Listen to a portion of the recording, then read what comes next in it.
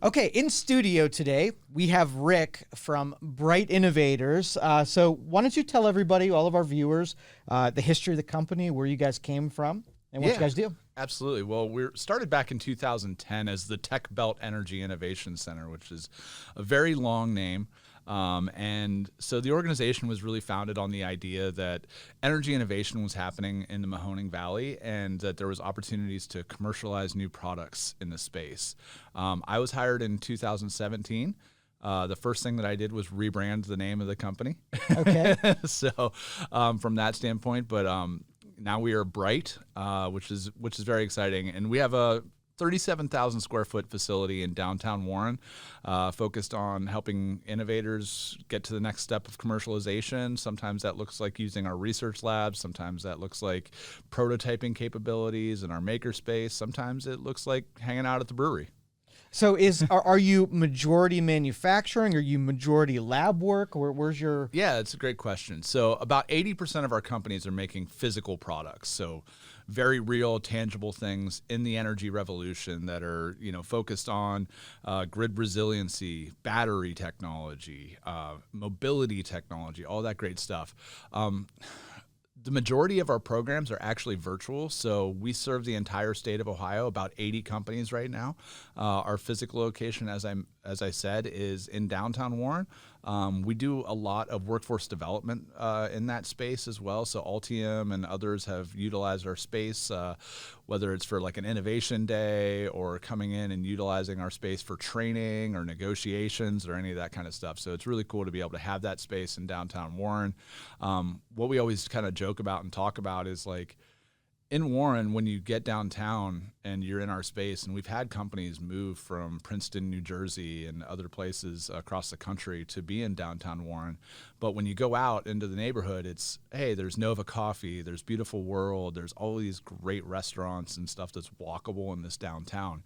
And kind of having that iconic New England style downtown of the Connecticut Western Reserve is something that we've seen be really attractive, not just to companies wanting to come here and feel like this is a really cool city and a really great place to be, but for some of our corporate partners that want to bring their employees to a downtown that they can walk to, anything and go hang out on the square for lunch and, just enjoy the space. So where do you think battery technology is headed? Oh, we're getting into the the real questions. Come on, this is one of my favorite topics, and it's thankful that we have someone like you in our area that we can bounce this stuff off of. Yeah, well, it'll sound like a weird humble brag, right? But I was just at the White House last week from the Lincoln bedroom. Well, so I was in the Eisenhower office building, so we were talking to White House staff. But I had one of our companies, Adena Power, there.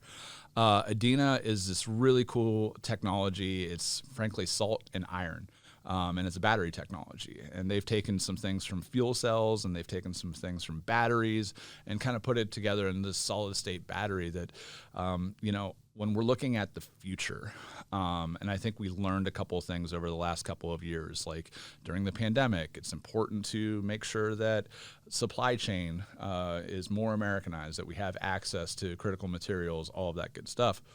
Or we could make things that don't have critical materials. So we learned that during COVID. The next thing we learned is this war in Ukraine, what's going on there with the energy prices and everything that's going on with natural gas. And so we see that opportunity as understanding that clean energy and like some of the items that we're working on in battery technologies is critical to national defense. It's critical to energy security for the country, and it's critical to our economy to be able to build these things right here in Ohio. So that was a very long-winded, running around answer to the future is awesome. Yeah. So, but I mean, lithium, nickel, these are expensive materials. Sure. They're hard to get to. Some of our enemies are in major control of 90%. 90% of the battery supply chain is owned by China. 90% today. So if it's increasing. Iron is very available. Sure. Yeah. Silicon. We've actually done it for a while here in the Mahoning Valley. Yeah. Right. And so now do we give, from the technology standpoint, using these materials, do you have less energy density? Is it worse a little bit? And so that's one of the things that I always talk, whether we're talking about electric vehicles or otherwise, and I hope Mr. Cavelli's not watching, but if you think about like in the 80s, Sam Cavelli was one of the few people that had a big screen TV, right? Because he could afford it and it was cool. If we look back on that TV today, we're like, oh my gosh, it was like this thick and the screen was all weird and stuff like that. But like early adopters could afford it. Right. Now I go to Walmart and we were just shopping for a TV and like I bought my kid like a 45-inch TV that was like $60. Yeah. Like it's crazy. 1,000 times better and 1,000 times less expensive. Cheaper, right? And so we're still on this early edge of the adoption curve. But as the technology gets better, and that's, where we're very fortunate to work is like I get to be on the bleeding edge of all this technology. And from my background in the military, it's, I always like being, we'd say tip of the spear, whether it was in Afghanistan or other places around the world. And so it's really exciting that some of this stuff that is going to, I think, completely change the trajectory of the United States and put us back and make sure that we stay as a superpower, looks like, solid state batteries. It looks like vehicle electrification that is cheap and affordable to everybody. It looks like electrification in general and not being afraid to say, hey, electrification is also going to take a lot of natural gas for a long period of time to make sure that we can keep the prices down of electrification, that we can all work together, because if we just completely go that direction, people are not going to be able to afford it. Right. So we have to weigh these things and we have to make sure that the outcomes are for everybody. All right, so we talked about storage. What about production? What are the front runners in the energy space where you think we're going to have? Is it going to be shared against solar, wind, the whole thing, or do you think there's going to be a winner? Yeah, I'm a big believer in from the generation side that it's good to have a mix. Okay. I think even we talk regionally, like putting all of your eggs into one basket isn't ideal for the long term. So I think we're going to have a lot of solar opportunities growing and that market is growing every day extremely quickly. Hydropower is still a very interesting and is the most economical. Right. It's just you have to move the electrons away from the water, and that's where the cost and the generation capacity comes. But I think it's also interesting. I don't think not really super current events, but Energy Harbor was just bought. The nuclear power plants in Ohio. I think as nuclear technology keeps moving forward, we have huge opportunities in that space. But once again, as the technology moves forward is when we figure out when is it economical to deploy. Solar and wind, we know the sun doesn't shine at night and the wind doesn't blow as often during the day, which is odd. But from that standpoint, so when you look at that, you're like, all right, well, we need storage. I'll tell you, Adena Power is building solid-state batteries for long-duration energy storage in Columbus, Ohio, and it's really exciting. Or if you look at EOS, which is a zinc air battery, they have a manufacturing site in Pittsburgh, Pennsylvania, and I think they're sold out of batteries for 10 years on their production capabilities. This episode was brought to you by Youngstown Computer, the Valley's technology company. We appreciate the loyalty you all have shown to us over the years, and it's our promise to serve all of the technology needs of the Valley. Call 330-259-7278. We have both home and business services available, everything from repair, installations, and new equipment. You can improve your Wi-Fi and have your technology serve you better. Call 330-259-7278, or you can schedule your appointment right now on youngstowncomputer.com and look for the red Book Now button. So do you think we can have a grid system that in places that have a lot of sun and have on the coastal that have a lot of wind that can produce all of this and distribute that energy to battery facilities that might be 1,000 miles away? Sure. Well, and I think too, the other thing that we don't talk about a lot, or a lot of people talk about it as a negative talking point, is so they'll say, hey, vehicle electrification. The executives at First Energy will tell you, if we put all this electric on the grid, it'll explode, right? It won't work. And the grid will fail. And I hate to tell you guys this, but the grid's failing sure. Consistently and early and often right now. But when you think about the opportunities, one of our companies is our Power, and they're a microelectronics company, right? And what they've done is taken all the inverters, all the electronics that you need to have solar, storage, grid, an electric vehicle, and your house. Just put it in one little box. Take the price from $30,000 for all these electronics down to $5,000. And so something that Department of Energy is talking a lot about right now is this virtual power plant idea. And so each home, and if you know me at all, you know how much I love energy independence. Like, it starts with you, right. Like, as the individual, how do you become energy independent? And, you know, that can look like, hey, I can generate power at my house to power my house and my car and my farm and everything else that I want to do. And so as you grow that, and then you have an excess on, you can put it on the grid for the folks that can't do that.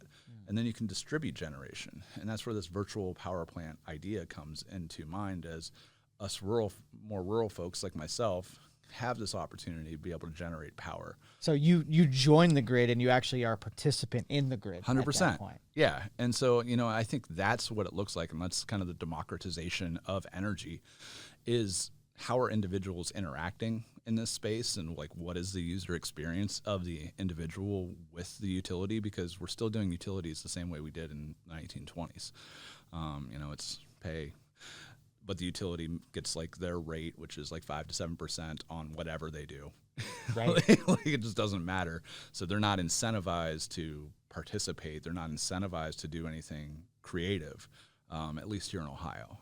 Some other states are doing more creative things because they have bigger issues, frankly. You know, the nice thing about Ohio is we have cheap, affordable, reliable natural gas that, you know, can power our grid both electrically as well as providing gas to homes.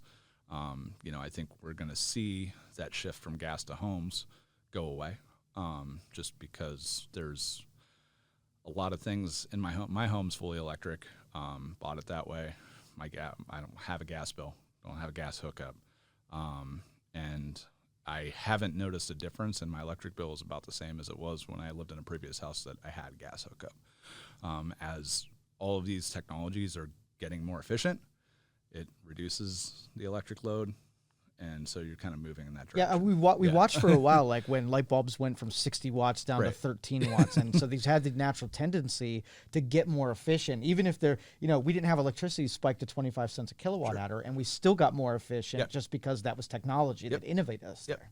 Yeah, and that's what's exciting about it. And kind of like the argument is like, okay, well, this is like this today. How do we move this today to where we're going to be tomorrow? And, you know, if we're talking about clean energy, if we're talking about climate change or any of that stuff, like, the real gains that we're going to gain in that, like, in that space and in that time is, like, frankly, when it's easier for somebody in Africa or India or China, in the third world parts of those countries, to roll out a solar panel and cook with an induction stove than it is to go grab whatever they can to cook with, right? Like, whatever they're going to burn or anything like that. It's technology is the only thing that is going to make this work. Yeah. And it's technology that's available to everybody and economical for everybody. And so that's why, like, it's fun to be in this space for me, because, like, I get to work on that. I get to help people have these amazing ideas and have these amazing products that are real, that you touch and you manufacture and you build, just like things that we've always done here in the Mahoning Valley, here in the state of Ohio, in the Midwest, in the Rust Belt, if you will, the post-industrial Midwest. I don't know what are the names we got. The hearth, the hearth of American manufacturing. But like it's cool to be able to do that, and then to understand with like some of the legislation that's came down to incentivize Made in America. You know, we see these battery assembly plants that are popping up. They're popping up in the Midwest, like, because this is still a place that we can build things. And so, just because our jobs left in the 70s and 80s and 90s, we're preparing for a manufacturing renaissance right now where we build things, and it's not like they were building things then. It is how we're utilizing technology. It's how we're getting engaged in the space and making it cheaper to manufacture here in America than it is using slave labor in China. So my last question before we get into our facility tour video here. So in this space, the only thing that's for sure is that every couple years it's going to be a completely different landscape. Mm-hmm. So how do you advise companies that are trying to get started in a space that you can't even really predict with any certainty where we're going to be next year? A 5-year plan would be almost absurd. Yeah. Yeah, well, and I mean that's the fun part about helping startups, right? That's right. Because like it's always fun when you go you go to a bank and they're like, hey, what's your 5-year plan? And it's like, make it the next 6 months. Like Bingo. that's my Bingo. 5-year plan. And like it's interesting because like we have 80 companies in our portfolio right now. We'll be over 100 by the end of this quarter, I'm sure. We are growing organizationally at an extremely rapid pace. Like I said, I was just in DC with all the, it's a Clean Tech Incubator Coalition, right? There's about 30 of us across the country. Brite's in the top 5 in Warren, Ohio. Beautiful. We're against Boston and Los Angeles and Hawaii and like Cool. all of these like places, North Carolina and the Tech Triangle, and it's just like, oh, and everybody's like, how are you doing this? And I'm like, well, we work hard. Like we don't have the opportunity that like I can swing a suitcase and hit 50 investors. Like when I work with a company, I have to make sure that they're together, they know their short-term plan, they know why they're raising capital. And then I have to find the investors that are interested in them. And so like a lot of the work that we do is matchmaking and making sure that I'm making that investor happy and I'm not wasting his or her time. More importantly to me, I don't want to waste my company's time. Right. And so that's how we hit the numbers that we do. That's how we're so highly nationally ranked, is because we have to work harder, which is fine. Like if working hard and grit are, something to be afraid of, this is not the business. Right, exactly. Like starting a company is not the thing for you. So, it's exciting. And, when we look at kind of that investment landscape or that like long-term opportunity, when we look at a company, the other thing that kind of differentiates us organizationally from the other organizations across the country are almost all the other organizations are focused on the technology. Like they're really like, don't get me wrong, I'm a super nerd. Like I am nerdy about technology, right? But frankly, my degree's in political science. Like, I'm not a electrical engineer by any stretch of the imagination. But what I saw was there are brilliant people at Youngstown State University and Case Western Reserve, and there are national labs across the country that Department of Energy funds. There are people at Battelle. I can find a technologist anywhere in the world to look at a technology and help a founder that is usually, if they're in this space, like technology focused. Like they have this thing, this science project that's really cool, that they're really passionate about the product, right? Where they almost always fall short is understanding the value proposition, the business model, the financials, all of that stuff they just don't get because they're like, this problem, like, look at the science that I did. I'm like, that science is awesome. Is it worth anything to anybody? Is it marketable? Can you sell it? Right. And so that's how we built our organization, is understanding like I can find technical resources anywhere in the world to validate technology. And like to be honest, and this is how dumb I am, but I'm just like 90% of what somebody tells me technology will do, I'm just like, yeah, sure. Totally believe it. Like the things that I've seen science do, beyond me. Like, right. I'm just like, yes, that probably works. Is it expensive? Is it too expensive? Right. Like, those are the things that I care about from that standpoint. And so like, okay, how do we get costs down? How do we make the value proposition of utilizing this product something that somebody feels connected to, that they have to touch, feel, that makes their life better in a demonstrable way, that they're willing to part with their hard-earned money to do. And that's the difference. Like, that's what we do as an organization. And we have this thing called Brite Network that, is access to federal funding, access to state funding. Like, we work with companies that are both startups and mid-market companies, even Fortune 100 companies utilize our services because from that standpoint, we're probably the most educated on Department of Energy funding in the country. So one of our staff members is a former Deputy Assistant Secretary at Department of Energy. We have a board member that was his boss. Like, we know what's going on at DOE. I spend a lot of time at DOE. There's $500 billion coming out of DOE right now. And I want to make sure companies in Ohio get access to that funding. I want to make sure that it doesn't just all go to the coasts like it always does. Right. Because we have an opportunity for transformational funding to deploy products that people care about. And that's pretty cool. And so that's, the Brite Network in a nutshell is we're helping companies get access to that funding, and it's a heck of a good time. This episode was brought to you by Youngstown Computer, the Valley's technology company. We appreciate the loyalty you all have shown to us over the years, and it's our promise to serve all of the technology needs of the Valley. Call 330-259-7278. We have both home and business services available, everything from repair, installations, and new equipment. You can improve your Wi-Fi and have your technology serve you better. Call 330-259-7278, or you can schedule your appointment right now on youngstowncomputer.com and look for the red Book Now button. All right, let's go back through. All right. Let's go through our tour. So thankfully, we were able to see your facility, and we got some footage of your space. Yeah. So, this is right when you walk in from Courthouse Square in downtown Warren. So co-working available in the space. This is kind of the upfront co-working space. We got a beautiful view of Courthouse Square, all the fun things that are always happening in downtown Warren. From that standpoint, day passes, I believe, are $10, comes with free coffee, all that good stuff. And you can get a monthly pass or more from that standpoint. Good little coffee bar, microwave, kitchenette, all of that good stuff. And then the other nice thing, and like what we see a lot of folks utilizing our space for, is when it comes to that co-working, like those companies that, and you don't have to be an energy company to be in our facility. So I want to throw that out there.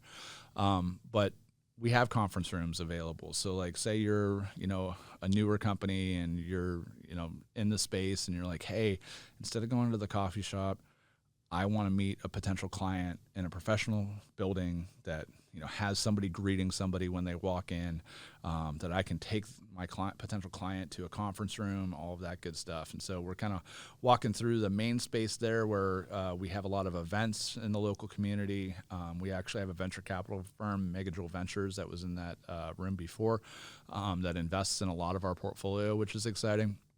So we have we can swing that suitcase, like I said, and hit one investor, yeah. which is which is exciting. Man, what a beautiful space. Yeah, we're also proud to have the Minority Business Assistance Center just around the corner there that you would have saw, which is, it's a great asset to have. And Youngstown Business Incubator does a great job running that, and we love partnering with YBI early and often. We're walking up into the mezzanine right now, which is a really rad space to have corporate trainings.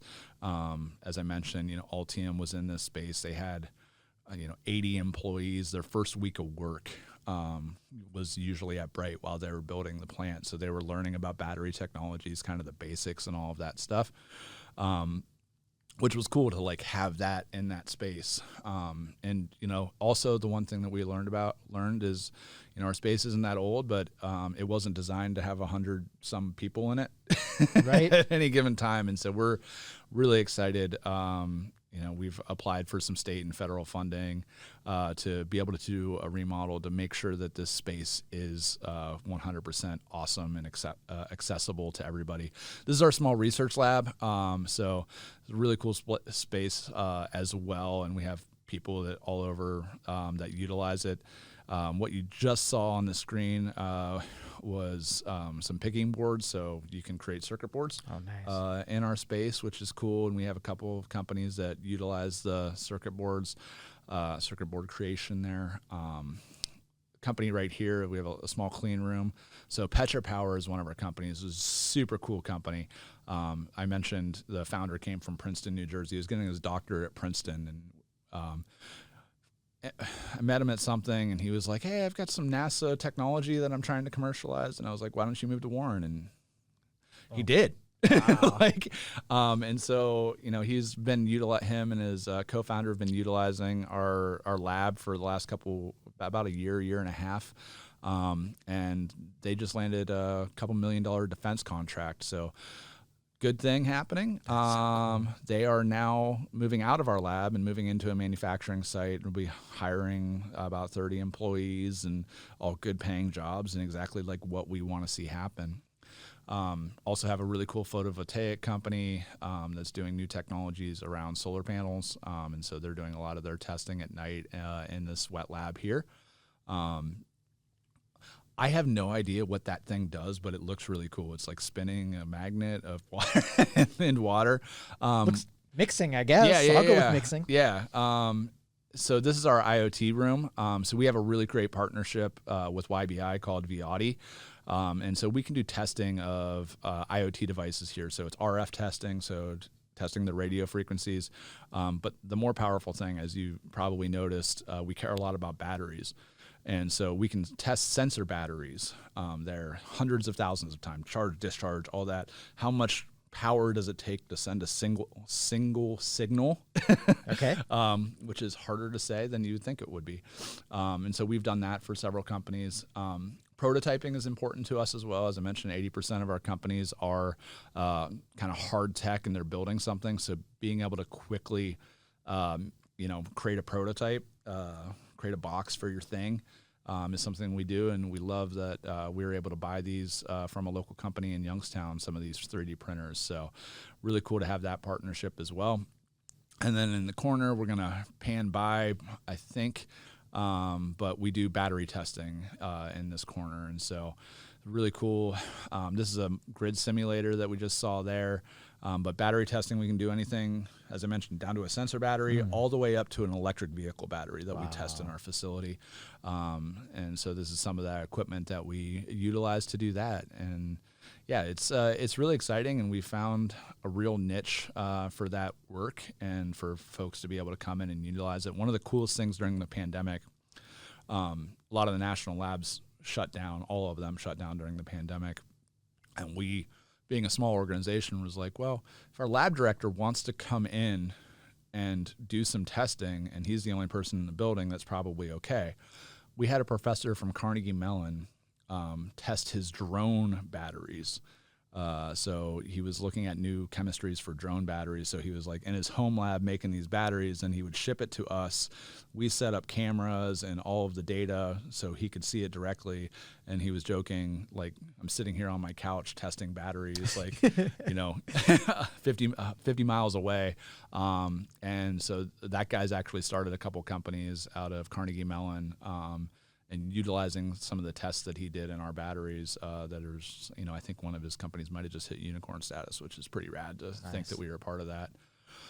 This is a company called Entwine Connect, which is another one of our success stories. So once again, during the pandemic, that box started as an LTE failover box. So like, say you're at your quick serve restaurant, the internet goes out. Well, this will pick up an LTE signal so you can still do all your credit cards, still take online orders, all that good stuff. What we found out during the pandemic is there was a lot of kids that were at home that didn't have access to the internet. And so they started shipping boxes to homes, which is really exciting, and was able to work with the state of Ohio on getting a ton of kids connected to the internet from that standpoint. And then what they build on top of that is now it's a 4G or maybe a 5G box. Once again, technology, it all works, right? For sure. I have no idea. But it does all of the failover type of stuff that you'd want it to do before, but now it connects all of your IoT devices. So every sensor that you have gives you up-to-date analytics, what's going on. So say it's your quick serve restaurant. They're number one distributor Verizon partner in the country. So they are growing extremely quickly right now. But those devices say, there's a kid at your restaurant that leaves the refrigerator door open and you see the temperature dropping and you're like, what's going on? Right. You can call if you're not there and figure it out. So it's a really cool technology, and they have about 20 employees in Warren now. So they also moved, came in our building, started with 2 guys. Now there are 20 guys just down the street at 999 Pine Avenue, and they're growing rapidly. This, so cool. So this is one of those crazy things, right? So it's a company called Power to Hydrogen. It's a hydrogen electrolyzer, really cool technology. They did a bunch of testing at NASA. They had a partnership with Enel, which is like one of the largest utilities in Europe, and they needed a place to do third-party testing. And so they brought their device to Brite with a bunch of engineers from Italy that came to Brite, and they're engineers. And I'm just like, what is going on? And so, just next to that, here's our other maker space that is, metal bending, all that cool stuff that you need for prototyping, the reductive manufacturing, all that good stuff. So, we love to be able to have community members after they get trained, be able to come in, utilize the space, start moving their technologies forward. And like I said, you don't have to just be an energy company to participate in our physical space. Our virtual programs that are nationally recognized, internationally recognized. I guess I'm going to South Korea next week or in the future, so I guess we're internationally recognized now. But one of the best things about our space is after you're done doing that reductive manufacturing and prototyping and working hard all day, and you've been in the startup space, so about 80% of your days, 90% of your days are really good.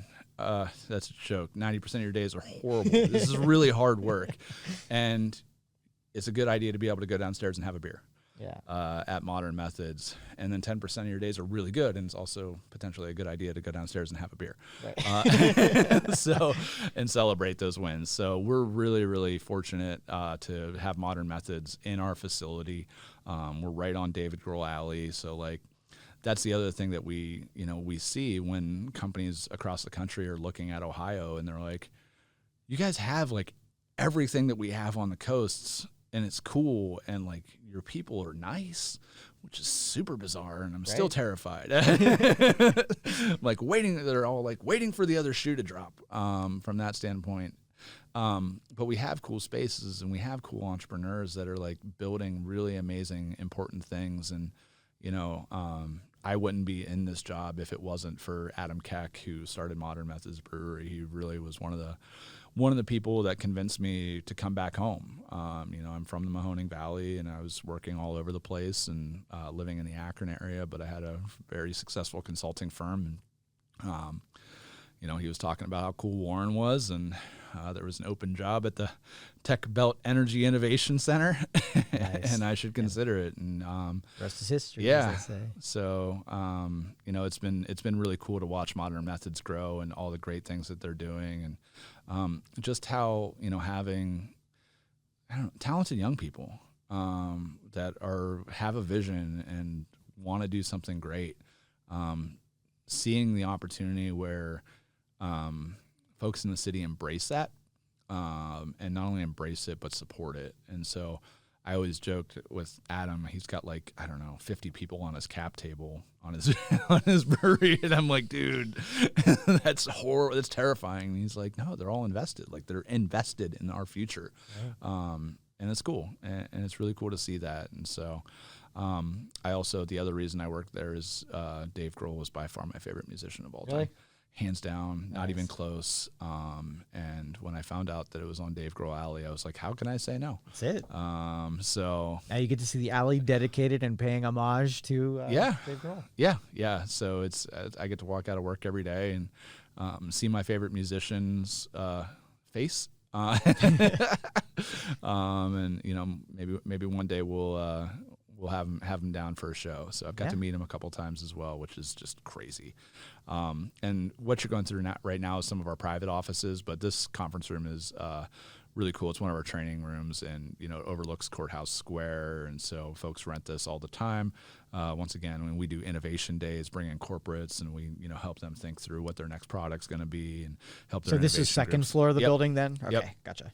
Second floor, and it's cool because we built this with historic tax credits. Was part of it, and Department of Energy appropriation, and so we were able to keep a lot of the things that made it unique and cool. And this is my office. I think we're going to go into my office. This is fun. That's where I live. So, I've got cool orange cowboy hats. Some people call me the clean tech cowboy from that standpoint, but I've got a beautiful view and a fantastic team. This is our third conference room.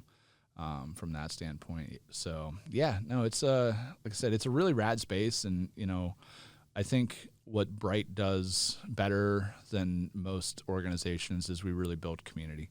I'm a big fan of David Spink's and the books that he's written about building community and like how you really do that to embrace your product and what you're doing, and getting folks engaged in it. So it's awesome. The book that I'm referencing is Business of Belonging by David Spinks.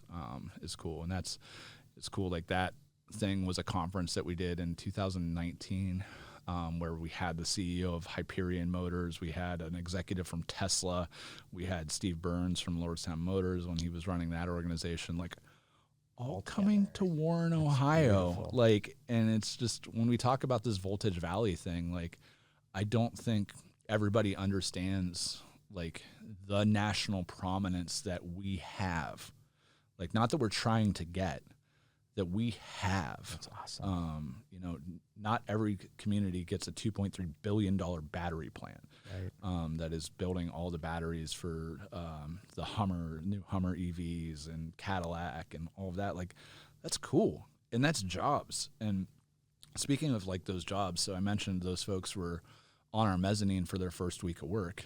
Well, working with Second Baptist Church and some others in the faith community and the schools, like, we were able to bring in students while those folks were training for the first week, give them like the battery basics and show them how to make an ice cube tray battery and all of that. And so it's cool because, I would say for a very long time, even if I look at my high school, like we graduated 225, and I think it has like 110 in their graduating class now in this area. Like, our greatest export for far too long has been talented young people. We educate them, and then they go everywhere else because of the opportunities for jobs. When we look at Altium, when we look at Foxconn, when we look at Aptiv, when we look at Tata Steel, like all in the EV space, like all very much in the EV space, the future of the Mahoning Valley is electric. Boogie, woogie, woogie, woogie.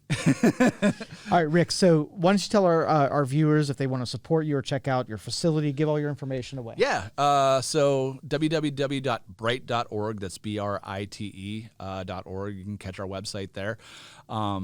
We're actually, so as I mentioned, Brite Network. You can find that on the website. That is something to join. There's a cost for corporations to join that. Universities and nonprofit organizations can join it as well. So really excited to be growing that network from that standpoint. And then there's always great sponsorship opportunities. We are a 501c3 nonprofit organization. So supporting us, really supports job creation in the Mahoning Valley. And it's cool because, as a good data nerd, I looked at our numbers, and it's for every $1 that we get into our organization, $32 goes back into the community. No kidding. Wow. What's even cooler about it is every $1 we get for our entrepreneur programs is matched by the state of Ohio. So every $1 turns into $2, $32 turns into $64, nice. Like that, which is rad. And it's something that like we're really, really proud of because, as our organization, we're, our yearly budget's around $2 million, and we're having the same financial outcomes for our community that Greentown Labs in Boston is having with a $20 million operating budget, LACI in Los Angeles with a $30 million operating budget. And so seeing that and going like, gosh, like our companies are getting just as much venture capital as their companies is a testament to hardworking people in Warren, Ohio and in the Mahoning Valley. So. All right, Rick, thank you so much for joining us. Appreciate it. Yeah. And good luck with everything. Thanks for having me. This has been awesome. Absolutely.